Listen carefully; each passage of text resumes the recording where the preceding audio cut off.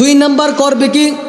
দুই নাম্বার যারা জালেম, যারা ক্ষমতায় আসবে, দুই নাম্বার করবে ওয়াদা করলে ওয়াদা খিলাফ করবে। ওয়াদা করলে কি? ওয়াদা খিলাফ করবে। আমি এটা করে দেব, ওটা করে দেব, কিন্তু পাশ করার পরে খবর থাকে না, নেতার খবর থাকে না। একটা আইডি কার্ডের জন্য গেলে বলে 500 টাকা দাও, একটা দলিল করতে গেলে বলে 1000 টাকা দাও, বলে কি? বলে না। কিন্তু টাকা লাগে, একটা সাইন দিতে লাগে, টাকা লাগে। হ্যাঁ, নেয় তো, ওরা তো নেয়। কিন্তু আপনি সরকার থেকে আপনি পাইতেছেন, তারপরও কেন নেন?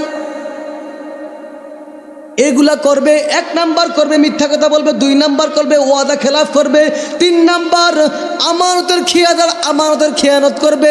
তারা সরকার থেকে রাস্তাঘাটের কথা বলে লক্ষ লক্ষ কোটি কোটি টাকা আনবে, আনে বেশ অর্ধেক টাকা পেটের মধ্যে ঢুকাবে, আর কিছু অংশ টাকা রাস্তাঘাটের মধ্যে ব্যয় করবে। এমন পিস দিবে জুতার নিচে করে পিঠ উঠে, ফিস উঠে বাড়ির মধ্যে চলে যাবে।